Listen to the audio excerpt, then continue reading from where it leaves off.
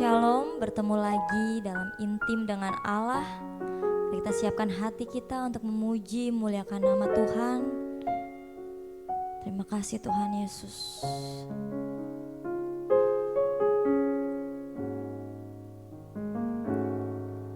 Kau Allah yang setia, Bapa yang mulia, kasih-Mu besar Tuhan. Kau pulihkan hidupku,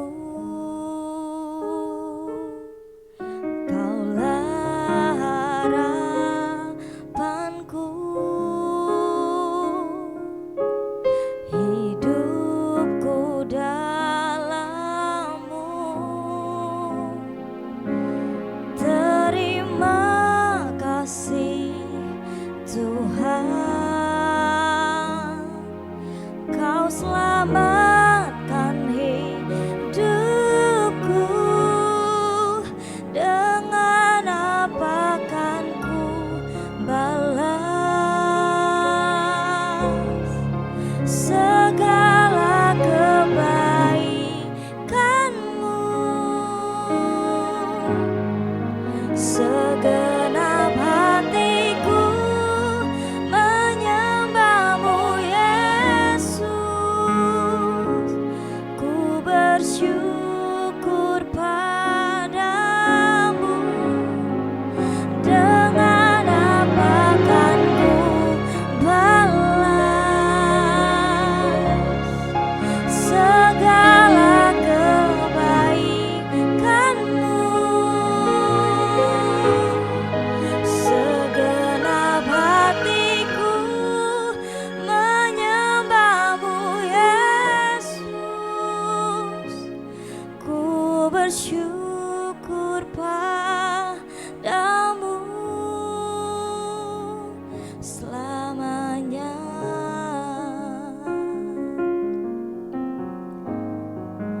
Dengan apa kan ku balas segala kebaikan-Mu. Segenap hatiku menyembah-Mu Yesus.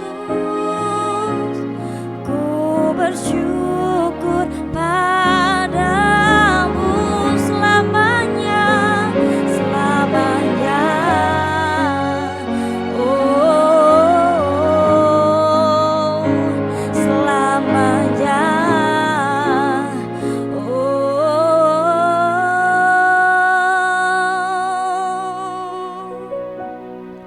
Terima kasih Tuhan Yesus. Benar Tuhan, kami mau selalu bersyukur kepadamu Tuhan Yesus. Dengan apa kami membalas segala kebaikan-Mu Tuhan. Terima kasih Tuhan, kami siap mendengarkan renungan. Kami siap membuka hati dan pikiran kami. Di dalam nama Tuhan Yesus, haleluya, amin. Shalom Bapak Ibu dan saudara-saudari sekalian. Hari ini kita akan melaksanakan renungan berjudul Menentukan Pilihan Terbaik, diambil dari kitab Lukas pasal 10 ayat yang pertama sampai ayat 42.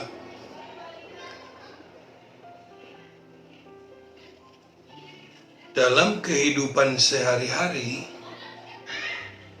kita sering mendengar pernyataan seperti ini. Hidup adalah pilihan. Sejatinya,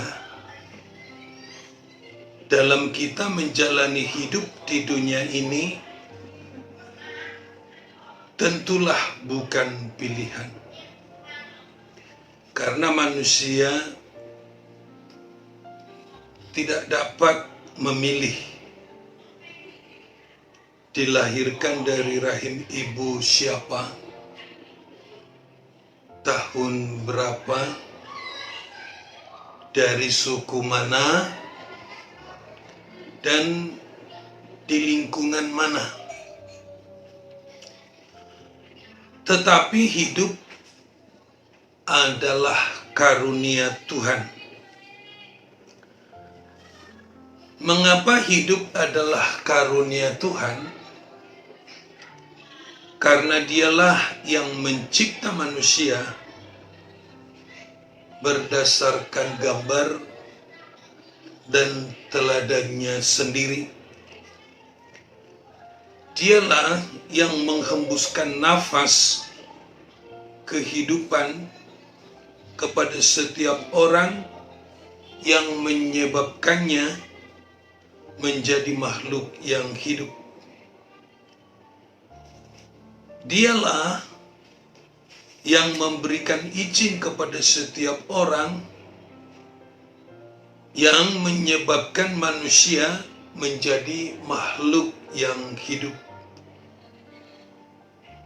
Dialah yang mendandani setiap janin dalam rahim setiap ibu secara ajaib, yang akan melahirkannya, seperti tertulis dalam kitab Mazmur 139. Dialah yang memelihara kehidupan sesuai dengan waktu yang ditentukannya. Hidup dan mati setiap orang di dunia ini tergantung sepenuhnya kepada Tuhan. Apatah lagi jika kita hidup ini dihubungkan dengan hidup yang kekal.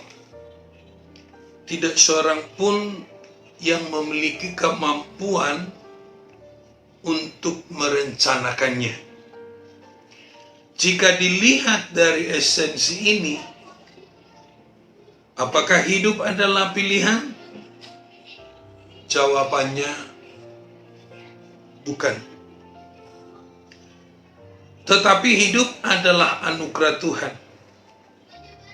Hidup adalah karunia Tuhan.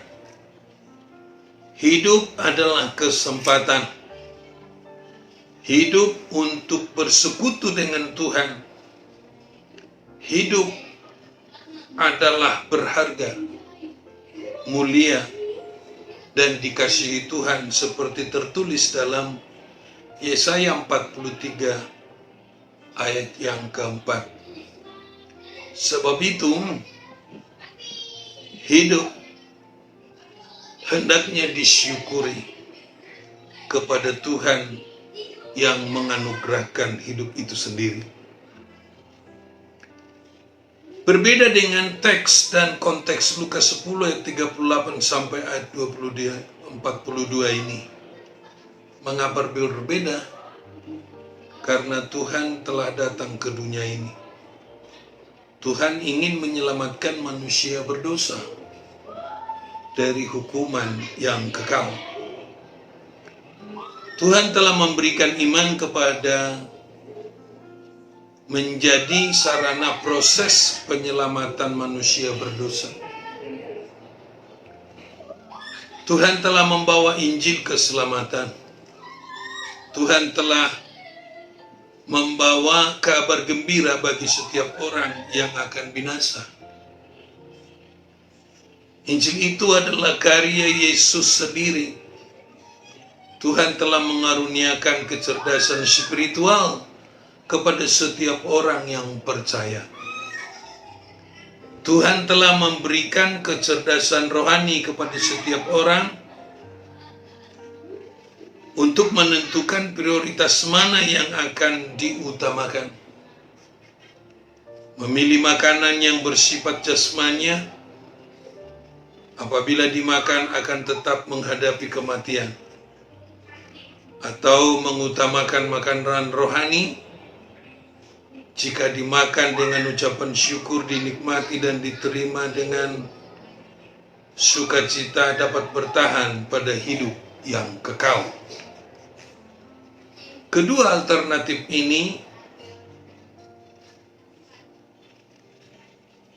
pilihan inilah yang harus ditentukan oleh setiap orang percaya dalam menjalani kehidupan sehari-hari. Konsep ini dibangun dari pernyataan Yesus demikian. Tetapi carilah dahulu kerajaan Allah dan kebenarannya, maka semuanya itu akan ditambahkan kepadamu. Matius 6 ayat 33. Inilah konteks judul renungan hari ini, yakni menentukan pilihan terbaik seperti tertulis pada Lukas 10 ayat yang 42. Ketika Yesus dan murid-muridnya melakukan perjalanan, sampailah mereka di Betania. Betania adalah kampung Maria, Marta, dan Lazarus. Maria dan Marta menerima Yesus dan rombongan di rumahnya. Setibanya di rumah, Maria dan Marta mengkondisikan hal-hal yang akan dilakukan berdasarkan anggapan baik masing-masing.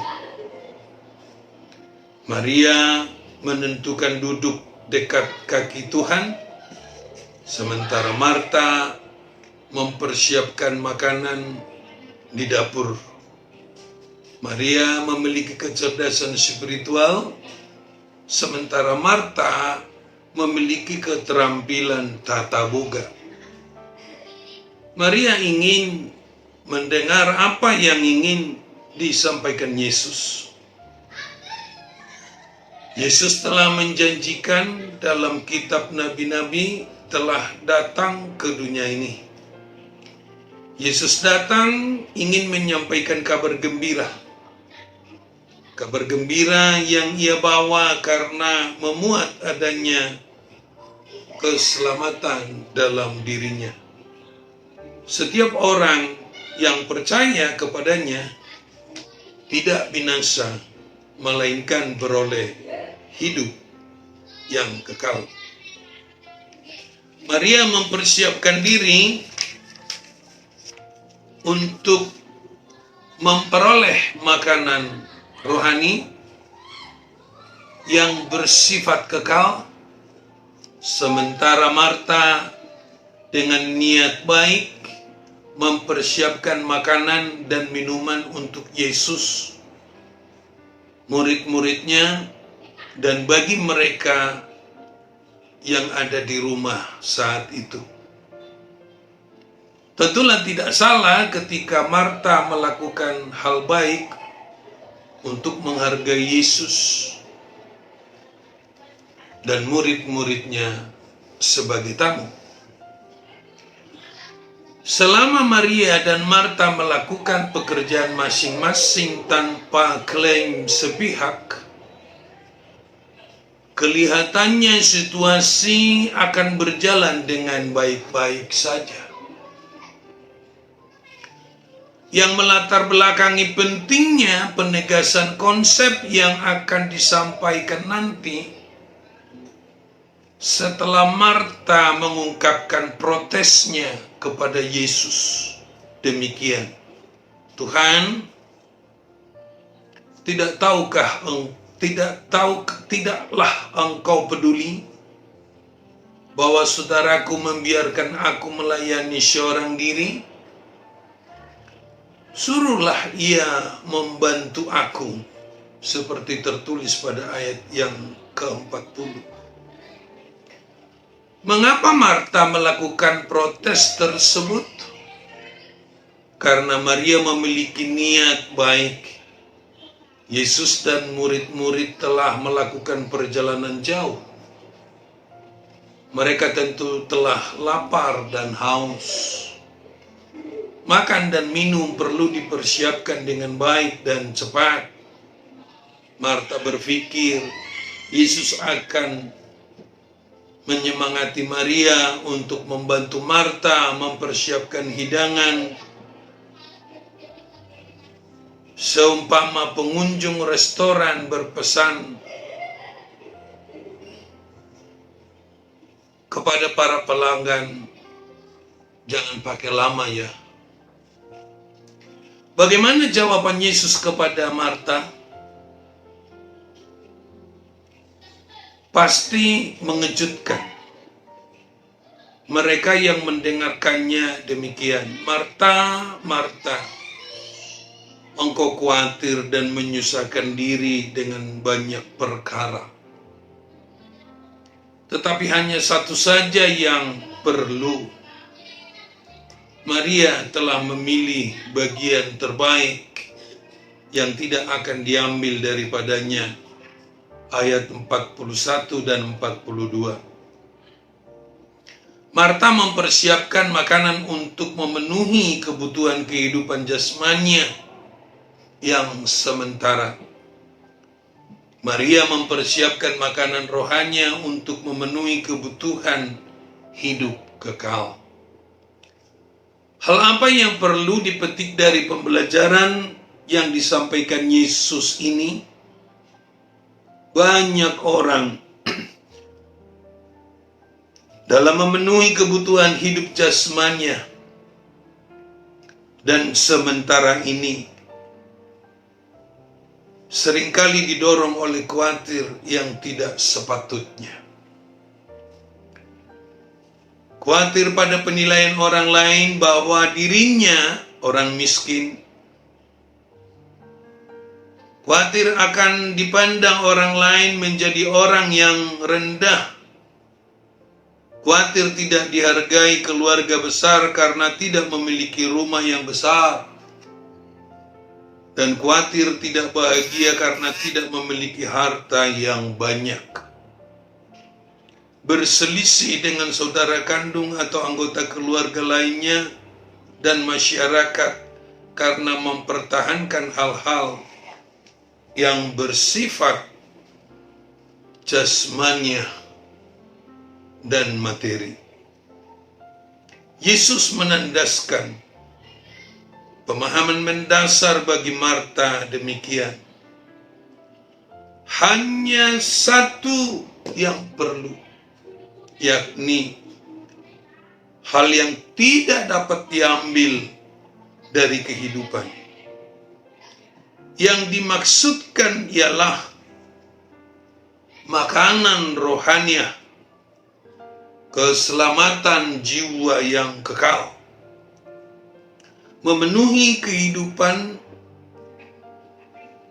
jiwa yang kekal, atau memenuhi kebutuhan spiritual, kebutuhan hidup rohani, kebutuhan hidup yang terbaik, yang paling berharga, dan kebutuhan hidup kekal sampai selama-lamanya.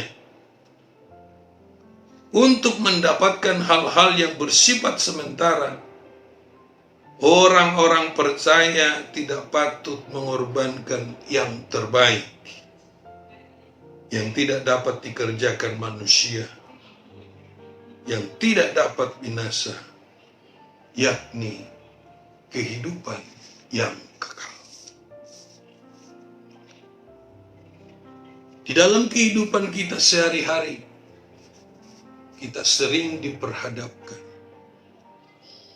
Apakah kita harus lebih mengutamakan kebutuhan yang bersifat sementara atau kebutuhan yang bersifat kekal? Walau demikian, kita harus percaya sepenuhnya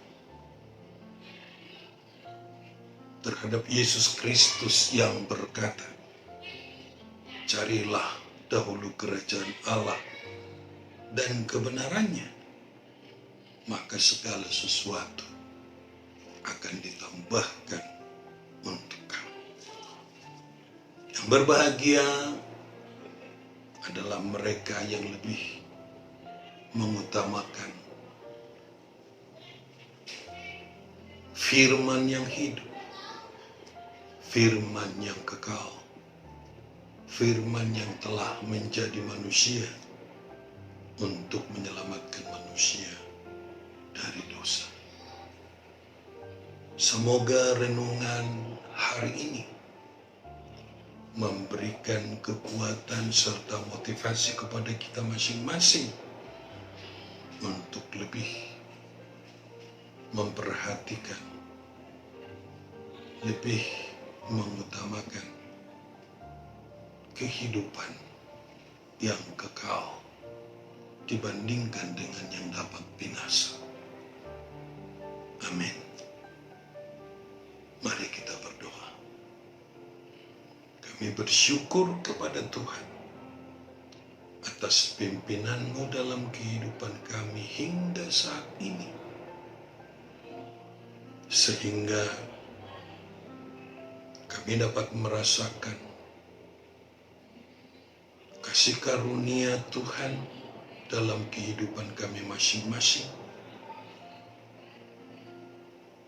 Kami dapat merasakan anugerah Tuhan dalam kehidupan kami masing-masing.